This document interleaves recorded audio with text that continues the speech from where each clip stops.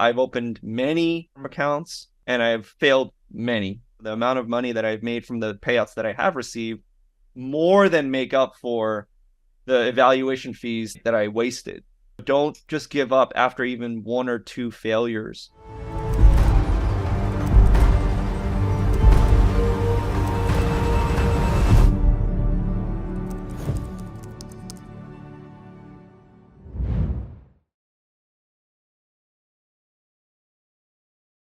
Hello everyone and welcome back to another TFT interview. Today I'm joined by Aaron. Welcome Aaron.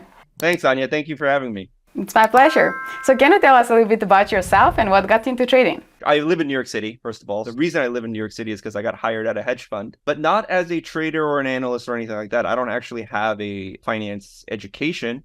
I have an IT background. I got hired on the technology team at a hedge fund. And I figured while I was there, it would behoove me to learn about how like the best of the best do it, right? I was at a financial institution, so I had access to just kind of pick the brains of people that were there. I started to get very interested in applying this into my own life. And so that's really what started it. Prior to that, I had no idea what a long was, what a short even was. I didn't know any of that kind of stuff. But I started asking, some of the professionals like their opinion on how someone like me could get started. And I have to be very thankful. They gave me some good advice. I avoided a lot of pain considering what's out there by having some very high level professionals in my life. That's amazing. You have definitely been really lucky not to purchase all the courses and waste money at wrong places. I wasted a ton of money. I did waste a ton of money. I won't lie. But I think a lot of other people who get into the retail trading game, they're kind of scattered all over the place. They do a little bit of this, they do a little bit of that, and they're not focused. And so that's where I think I was lucky, like mentally, in that I was told from the very beginning to maintain my focus. I still wasted money though. Don't get me wrong. but I'm grateful for how I got started into this. I think I was very blessed. Can you tell us a little bit about the learning process? So I graduated college in the middle of the financial recession in 2008. This whole notion of like get a good job or go to college in order to get a good job like immediately made no sense to me anymore. I felt like I was lied to.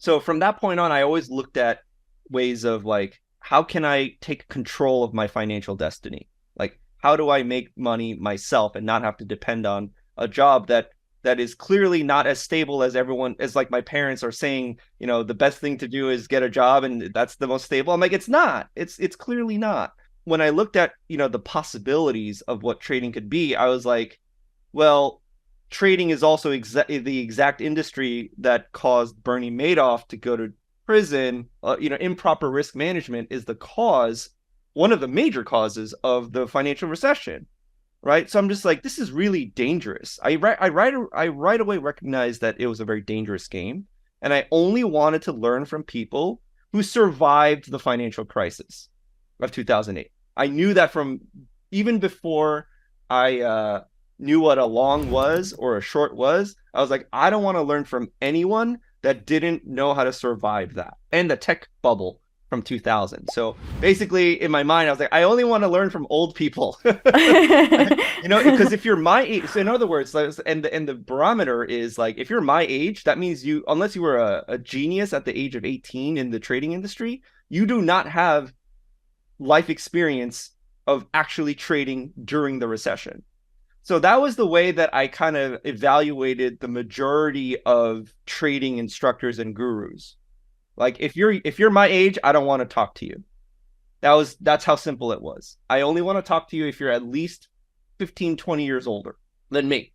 That's the way that I kind of filtered a lot of the bad trader teachers, and I was able to really surround myself with a good network of traders now. Yeah, amazing. How long time did it take you to find your edge and to like start seeing profitability? So the edge that I trade, and we talked about this, like if we had to give it a name, it's called the quarters theory, developed by Ilyan Yotov, quarters theory, who wrote the book, The Quarters Theory. That's the edge that was taught to me from the beginning. It's probably of all the different strategies that I've like learned from the internet and stuff like that, it is by far the simplest strategy. It's also so simple that human nature is to complicate it, and I'll be the first to admit that I did that. I think everybody does that. I don't think you actually like everyone. It's like one of those things where, like in the Matrix, you have to fall first once, right? You have to, everybody falls the first time, and I think that was the experience that a lot of us quarters traders had. We had to find a way to meddle and make it more complicated, and then come back to be like, oh man, less is more, less is more. But I think I didn't really have that realization of less is more and where I could really make it my own until maybe like a year or two in. A lot of ups and downs, and it was probably 2 years into it. I was also not a full-time trader. I was also I still do have a full-time job. So this whole journey is a part-time journey. Just want to make that clear. I'm not one of those people that like, oh, I got to quit my job and no, I still work. This is part-time. It's supplemental income. So maybe 2 years worth of on again, off again efforts, part-time was where I started to feel like it started to click for me. And what did you struggle with the most? Do you think that it was the psychological factor that was the reason why it took you some time? But if I'm being truly honest, I think a lot of people don't answer that question honestly. But what I struggle with the most is my own like emotional control, wrestling with, my desire to make every trade like worth it. In the beginning, I was trading my own money. 10, 15, $20,000 of your own money is very different than a $10, $15,000 prop account where it's not your own money. I was struggling a lot with like how much of a impact to my life a blown account would mean, like losing 10 grand or whatever, however big of an account that you trade with. That was so much pressure, and every big loss, and I was also trading too risky before I learned proper risk management. So that was my biggest challenge. Learning the strategy, I felt like wasn't a challenge because it was so simple. Like I said, it was executing the strategy. Like knowing and doing are such different things. That's the biggest realization that I had. And doing the strategy consistently without going on tilt, like, to use some poker terminology, that was probably the most difficult. I still don't have it fully mastered. It still happens to me. I still break my own rules. I'm not going to lie. Like I'm not perfect, but I'm way better than I was before. But I think it's a continuous mental game. It's you can never like finish with the learning process and the improvement. Yeah. You will continuously have to work on the psychology and your mental approach because there are so many factors that can impact the psychology. Yeah, I think that no one has mastered this part and no one can ever master it. You can just like work on it and become better. That is probably my favorite part of this game.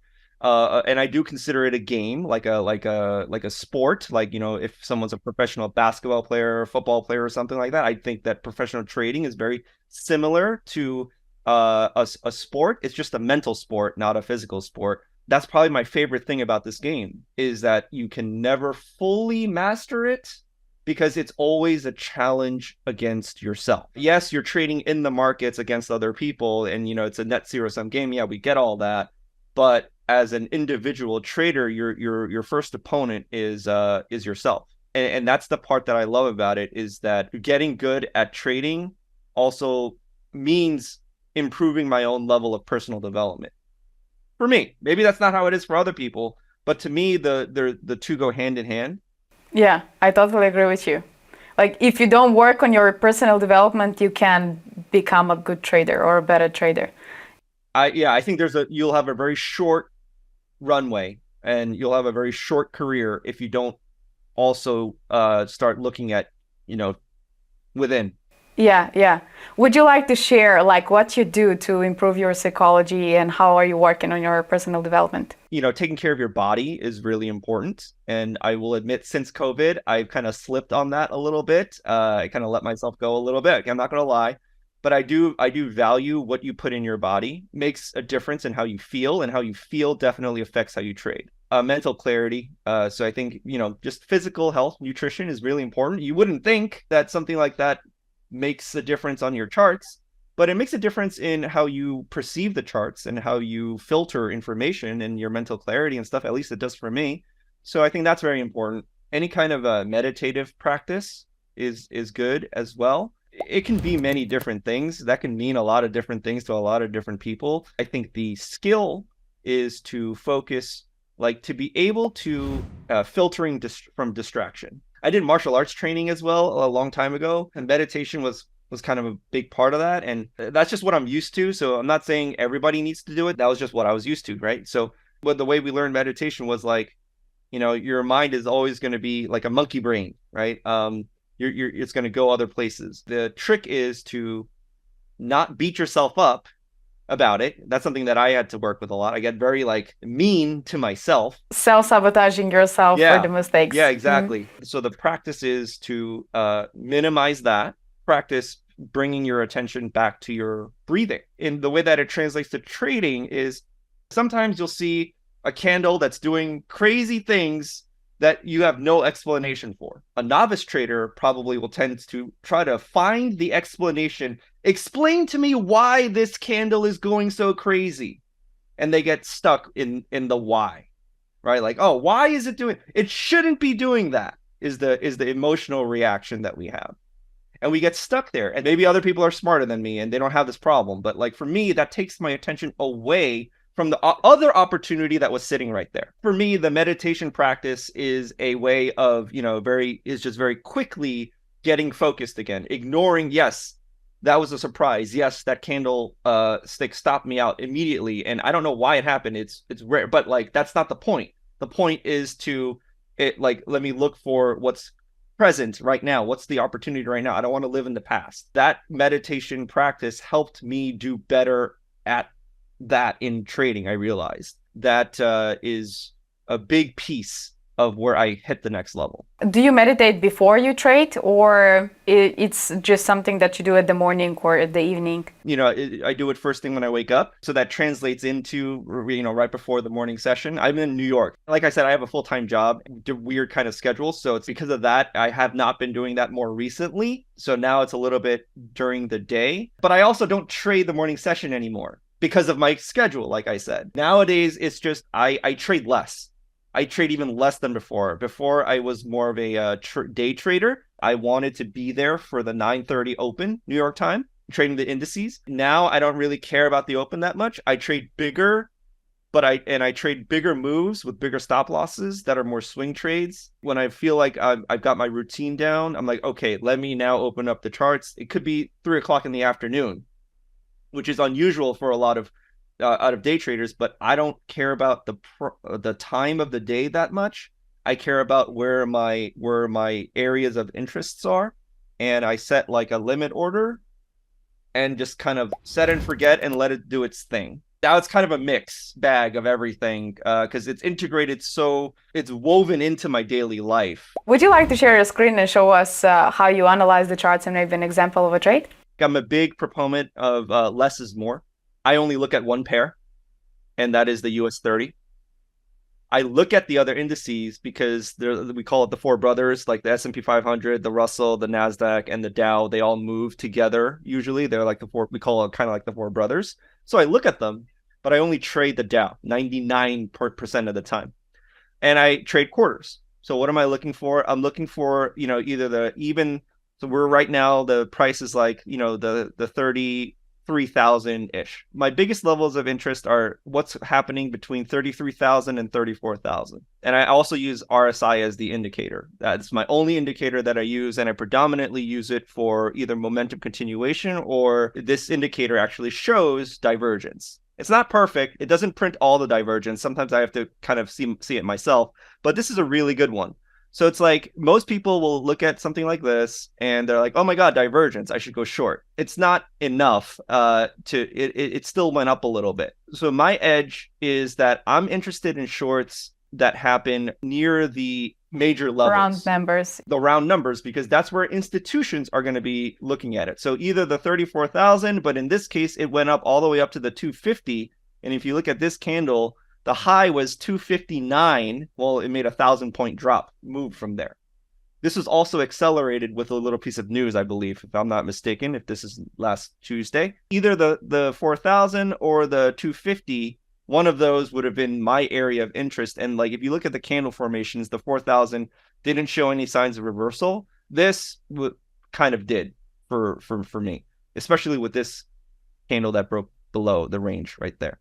So that would have been an area for entry and just kind of hold it for, and my exit is always going to be another round quarter as well. If you exited at the 500, that would have been a good one. This is something that I actually did take on a smaller time frame. There was a divergence here. Also, you have the kangaroo candle plus an engulfing candle. I like that formation when I see that, especially if it's near a round number. Like in this case, it's near the 500, right? So I only usually aim for 250 points. So from 500 to 750, and that was an easy win right there. Counter trend, I only look for the 250. You can see that, the 750 worked to go back down. So I'm looking at specifically on the Dow, every 250 points is where I'm looking for. That's why we call it the quarters. You can see that when it went down to the 33,000 almost exactly, and then it reversed back up. So that's my edge. Very simple. And how do you determine the stop loss? And do you stick to specific risk to reward, or you play with the risk to reward a little bit? An excellent question and highly debatable. Other people who have traded quarters as well as me, or not as well, but like in a just the way that I do as well, is everyone's got their own way of doing it. And so based on ATRs or whatever, or like what's the low, put the stop below the low and everything like that. My answer to that is, again, less is more. So my stops are always the same. My targets are always the same. I risk 75 points as a stop, and I aim for 250 points as a target, and I don't mess with it. So it's around 1 to 3 risk to reward. It's a 3.33 to 1. For example, right here, right? This is a really good example. If my stop would have been from 33,000 to 32,925, right? That would have been and I would have been stopped out. What I'll do is sometimes I'll do 2 orders. And I'll do another one at the 925. From there, 925, 250 would be 175. I am betting on at least one of those working. So sometimes I'll take the 3,000 and then I call it like the backup order. Yeah. Right? 925. Yeah. Sometimes if I'm late and I see some strong momentum, I'll try to catch it on the way up. That's harder to do. It's riskier. So I'll catch it on the way up past the 33.75. It wouldn't have worked here unless you did it at the very last moment. That's why it's more dangerous. If I've missed it and I see stronger momentum up, rarely I will try to chase it up from 33.75 to 33.325. It's super simple, definitely. Because it's so simple, there's so much room to mess it up. On Monday, I was really busy and I didn't get to look at my charts until in the afternoon. This went right up until the 750 and came back down to 500 perfectly. I remember this. This was Monday, and it was Tuesday or something that I looked at it, and I felt some FOMO because I was like, oh, I wanted this level. I just forgot to put the limit order there. And so that was a psychological kind of breakdown of I feel it. And then I felt the same again the next day when the 500 to 750 also worked perfectly. And I was like, oh my God, I'm wasting. And this is just 2 days ago, right? So it's no one's perfect. No one's immune to these kinds of emotions. And I felt it again. I'm like, oh my God, what am I doing? What am I doing? I need to get my stuff together. So I remember feeling kind of uncertain about myself, a lack of confidence. And I'm like, oh, should I take the 750 again? Should I not take it again? Right away, this is an example of how the meditation helps. That's a distraction. That's noise. That's mental noise. Just take all of the 750s. That's my rule. Take all of the 750s, especially since there's divergence here. If you look at it on the bottom, right? There's you have confluence. Just take it. Stop thinking. It was as soon as I placed the order, in 30 minutes, it hit take profit. And I was I almost didn't really believe it because it was so quick. Usually it's not that quick. Right. But this was a day where we had some news come out and stuff like that. So that's an example of how I actually put into practice the stuff that I was telling you about a little while ago. And that was just yesterday, I think. People that say that they have mastered the psychological part, they're just not honest, because it's really easy to sometimes get distracted and not be aware that you're not in the present, that your thoughts are like somewhere else. They're not where they should be. By the way, I didn't ask you, for how long have you been trading? 5 years. What advice would you give to new traders that are just getting started? I would probably advise them learn their strategy on a demo account. If you're going to do it in Forex, you can probably create a very small account, right? A few $100 maybe, because Forex is very liquid in that sense. You can trade very small or you could trade very big. I mean, I'm not a big believer of demo accounts because I don't believe it gives you the psychological experience of dealing with real losses. And I think that's the most important part. If you can't, then yeah, demo account or a very small live account to establish your edge. When you feel like you are ready to try to actually make some money off of this, use a firm. Or if I have $500 to trade with, I have one option of creating my own $500 account. And if I blow it, I blow it, right? I lose it. And we all know the numbers say 90% of traders were going to blow their account within 90 days, something like that, right? We all know the statistics. If I instead take that $500 and I apply for your firm challenge, $100 at a time, I've just created the psychological experience of dealing with a $10,000 account. So now I am already playing at a little bit more serious level than a $100 account. I'm taking it a little bit more seriously psychologically. There are some rules you got to follow, of course, but if I blow the account, I've only really lost $100, but I've gained the experience of trading with $10,000, and I can do that 5 times. I can do that 5 times with the same amount of money. I don't know if people follow anime. This is just one of my favorite animes. In Dragon Ball, they needed to train, but they only have 2 days to train. But there's like this magical time chamber where you could get a year's worth of training, right? Because time moves slower inside there. You could get a year's worth of training in 24 hours if you just go into this magic chamber. And I feel like that is similar to what happens for a novice trader. You could trade your own money because that's all you know.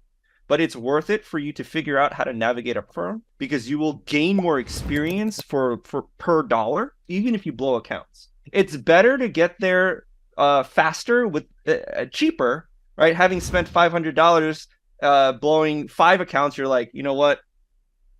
I lost 5 times in a row. Trading is not for me. That's still better because you're more certain of yourself. You made that decision with more experience than blowing one small $500 account.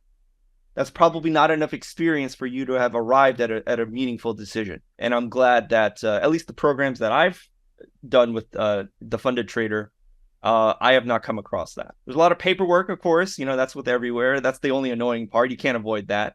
But once you get through that, it's been a very good experience with the funded trader program. I'm happy to hear that. And how did you find us? Doing a lot of research on prop firms for retail traders. I think I just came across, I was just binge watching YouTube videos on reviews of different firms. FTMO was at the top of the list because it was. And they were the first in They were one of the first. They were one of the first ones. And so FTMO, and I was just like, okay. And then I just started looking at a lot of YouTube videos where it's like FTMO versus something else, comparing FTMO to other ones.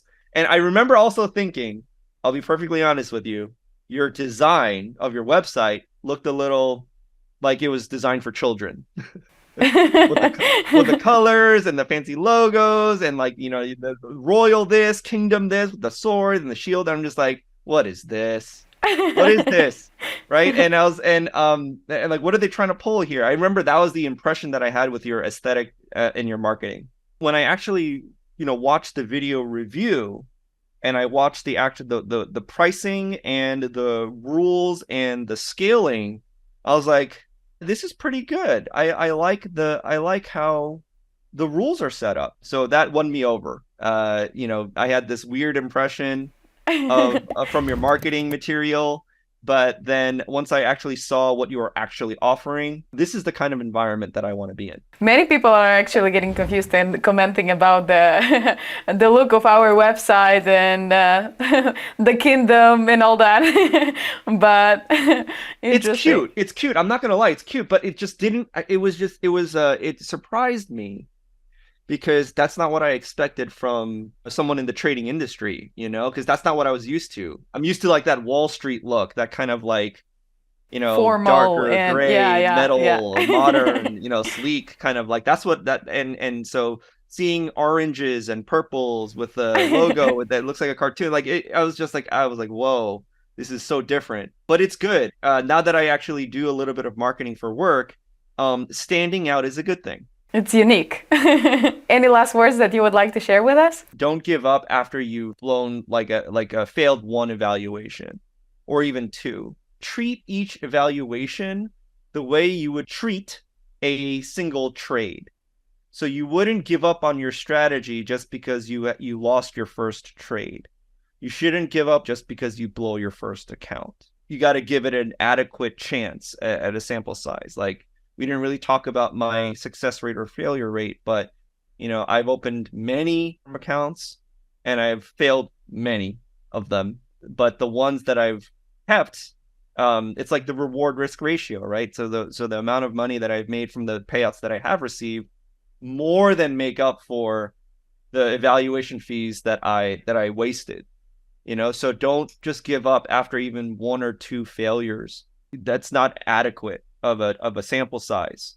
All of us have been blowing accounts and are gonna continue blowing accounts because it just like it's kind of part of this game. It's important to not to give up if you feel that this is something that you like and you have passion for that and you understand it, that then it's important to give it time and not like just judge the things, just a trade or a couple of trades, but think more long term. Yeah, I think that's the biggest thing. Each phase of a funded challenge, it should be treated like a single trade. Obviously, each phase is going to be comprised of a multitude of trades, but think of it like that multitude of trades equaled one phase, and that's now you look at how many phases can I pass. And the trick is you have to pass two phases in a row to get access to real capital. But even the best traders, I feel, they don't always win. That's like saying you have to win two trades in a row and only the third trade is going to count. That's difficult, right? Even the best traders in a row aren't going to win three trades in a row. And similarly, the best traders in the world, I don't think necessarily are going to be able to pass three phases in a row all the time. Right? They're going to do it more often than not. That's what makes them good. But sometimes they're going to fail. And especially if you're just getting started, there's a bigger learning curve. There's other variables that you might make a mistake, forget what your max drawdown is. I know the majority of the failed evaluations in the beginning that I had were because I didn't fully understand the rules. Like, I didn't fully understand when you reset the max drawdown day. And I was like, oh, it's the next day. I can just do it. I'm like, no, it's not based on my time zone. It's based on the UK time zone. I'm like, what? So there's a big learning curve. So don't give up after you just fail, maybe even 3 or 4 times. Maybe what that means is you need to pay for smaller accounts so that, it's cheaper to Start learn. small and then step by step. Exactly. So it's like treat each phase of a evaluation challenge like an individual trade, and I think you'll be okay. It's a numbers game. Thank you so much for your time and sharing your experience with us. I wish you best of luck with everything in life, and I hope to have a follow-up interview in the future. Oh, absolutely. Yeah, this was fun. Let's do it again. Thank you.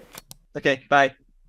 To all of you watching, thank you so much for watching. Don't forget to hit the like button, subscribe, hit the notification bell if you haven't done that yet, and show us some love in the comments down below. Trade safe, and until next time.